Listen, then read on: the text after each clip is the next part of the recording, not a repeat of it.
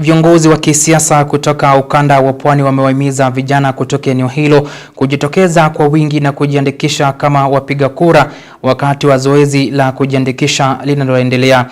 Wakiongozwa na seneta wa Mombasa Mohamed Faki pamoja na Abubakar Ali Joho, viongozi hao wamesema hatua hiyo itawapa viongozi kutoka eneo hilo usemi wakati wa mazungumzo ya kisiasa kuelekea uchaguzi mkuu wa mwaka 2027.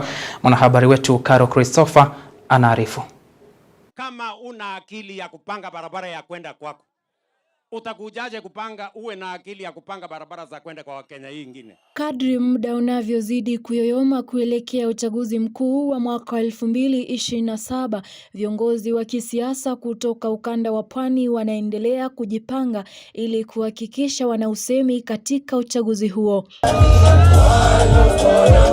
Baadhi ya viongozi kutoka eneo hilo wakiongozwa na Abubakar Ali Joho, kakake waziri wa madini Ali Hassan Joho, seneta wa kaunti ya Mombasa Mohamed Faki na spika wa bunge la kaunti hiyo Harab Hatri, wamewahimiza vijana kujitokeza kwa wingi na kujiandikisha kama wapiga kura katika zoezi linaloendelea ili kuipa eneo hilo nguvu zaidi katika mazungumzo ya kisiasa kuelekea uchaguzi huo mkuu ujao. Na kura ndio silaha yetu.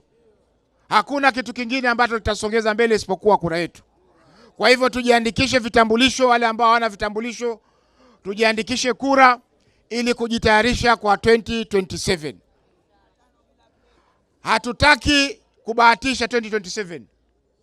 Tunataka tuwe na uhakika, na uhakika ni numbers. Na heshima yetu ni kura yetu. Nyinyi vijana muko na shida, muko na mtandao masaa 24, muko na mdomo masaa 24, siku ya kura unakunywa kitu yako unalala. Hiyo ni ujinga. Tumeelewana? Na mimi naitwa Discipline. My agenda is one today. Register your vote as the Coast Region.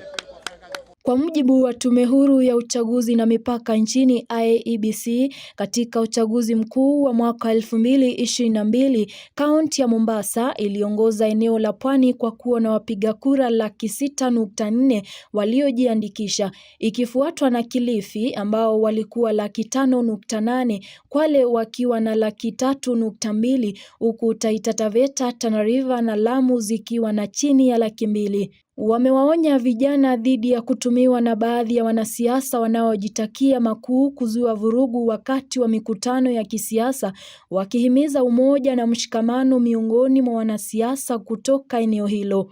Kwa hivyo lazima, kwa vile iko love, hiyo story ya watu huyu anapigana na huyu ama huyu anaekeana kisasi na huyu, hizo ni stories zimepitwa na wakati. Sisi tunataka vijana tuwe pamoja kwa sababu umoja ni nguvu. Hatuwezi kupitisha mtu ikiwa hatuna umoja. Aidha, viongozi hao wameahidi kuhakikisha kwamba vijana wa ukanda wa Pwani wanapata nafasi za ajira ili wajiinue kiuchumi. Spika wa Mombasa akiahidi kugharamikia vijana 75 kupata pasipoti za usafiri ili wanufaike na mpango wa serikali wa kazi majuu. Umesikia Hassan Joho amesema nini? Atanipatia ajira nikiwaletea, ama sio? Na mimi sichagui. Sina ukabila, sina dini, sina fitna. Yule anakuwa mbele yangu ndio ni ndugu yangu, ama sio? Muendelee na zoezi, si ndio? Uraibu muneka kando. Ikifika Januari hapo, mimi najipanga na watafutilia makazi majuu, si ndio? Na sitaki kusikia mambo ya vipindi hapa. Nikisema nimesema. Na nikiona Monday hamujaregister, ikifika Tuesday sichukui mtu. Monday ndo namalizia hapo.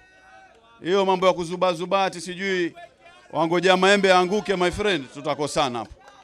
Caro Christopher, Undugu TV.